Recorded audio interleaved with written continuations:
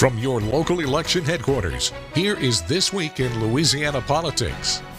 Good Sunday morning to you. I'm Fred Childers. Thanks for joining us for This Week in Louisiana Politics on your local election headquarters. It was a busy week in the legislature. Lawmakers are one step closer to a budget after a nearly unanimous vote in the House. House Bill 1 passed out of the full House with a 98-6 vote, signaling lawmakers on both sides reached a consensus on funding. The bill's author, Appropriations Committee Chairman Jack McFarland, says his legislation got such little resistance because despite their disadvantage of having less revenue, they were still able to keep the legislature's and Governor Jeff Landry's priorities fully funded. We know that we have a shortfall coming next year. So we were able to address that shortfall with some reductions. We were still able to meet our teacher stipend and fund the $200 million there, and at the same time bring everyone together behind that. Now, the majority of the legislature was in full support of giving a teacher stipend, and obviously you see that today as the bill came out of the House. House Bill 1 came out unanimous. So everyone knows that there is a concerted effort that we do value our teachers. In addition, we still find a way to fund those vital services that you asked about.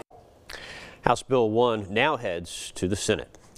And the teacher pay raise mentioned was one already given, and it's considered a stipend. Now teachers are one step closer to getting a permanent and actual pay raise after a couple of bills advanced out of the House. The legislation would pave the way for a $2,000 a year raise for all teachers. Lawmakers say if they're getting that stipend, then if this becomes law, they'd get the actual raise as well. The plan under this legislation is to pay down debt in the teachers' retirement fund.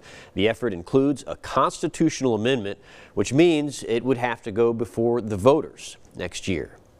Well, it wasn't just lawmakers making headlines at the legislature. A huge crowd of Louisiana fathers came together for the first Dad's Day at the Capitol. It's meant to spotlight the important role father figures play in children's lives. Louisiana First News reporter Michelle Masson has more. Self-described dadvocate Andrew Aparicio shared his story of becoming a parent in hopes of inspiring and connecting to others. My twins were born premature, and unfortunately after 8 days my daughter Asani passed away. My son was in the NICU unit, and as a first-time dad, this is one of the most difficult times that I ever faced. He and others like him report a confusing mix of feelings when it comes to fatherhood, from joy and pride to loneliness and isolation. I've never felt more disempowered than at the birth of my first child 12 years ago.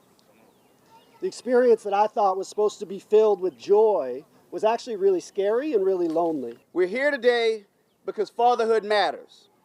And yet far too many children in Louisiana are growing up without their fathers consistently involved in their lives. Senator Royce Duplessis co-sponsoring the Fatherhood Engagement Task Force resolution, which was filed in the legislature this year.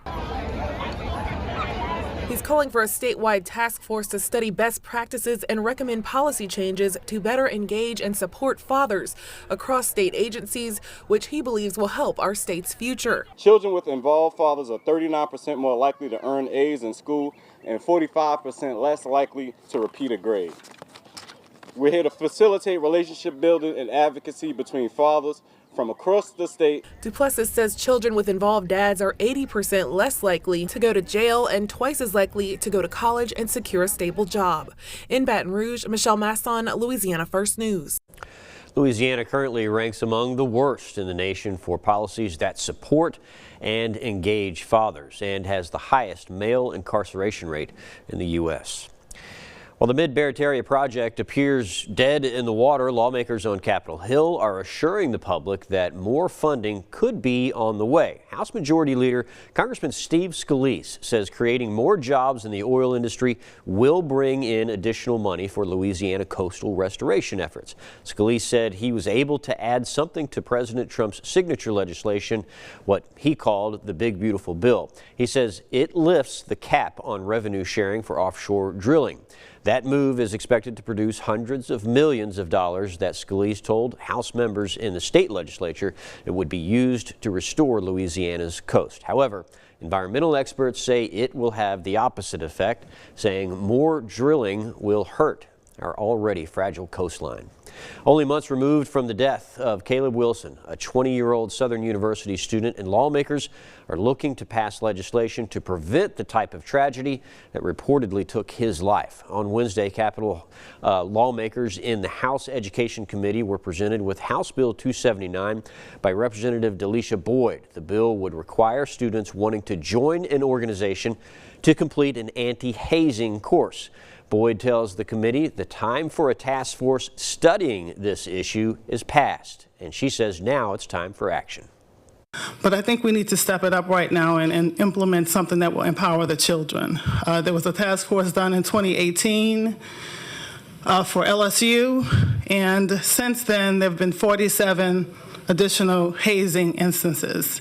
It is rampant and out of control. I've met with people from Tulane University, from Southern University, with the bands, the sporting organizations, with the hazing.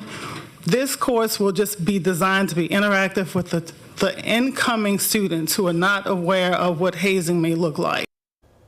Now, some amendments were adopted to that bill. Those changes are transferring the responsibility of the training from the college to the organization. They would also increase the training from 1 hour to 2 hours a semester, and if the organization doesn't comply, it could be terminated. The Louisiana Department of Health is encouraging people to get vaccinated against whooping cough, saying it's preventable. This as they report 6 new whooping cough cases. Pregnant women are urged to get vaccinated to protect their infants from the time of their birth. Doctors saying the youngest are the most vulnerable to whooping cough. Doctors also urging anyone who knows they are going to come into contact with infants to get the vaccine as well. Cases. So pertussis, which is also known as whooping cough, is a highly infectious respiratory disease. It is spread through respiratory droplets that are produced when an infected person coughs or sneezes. The state is reporting that 2 infants have died this year from whooping cough. They also say there are no measles cases in our state.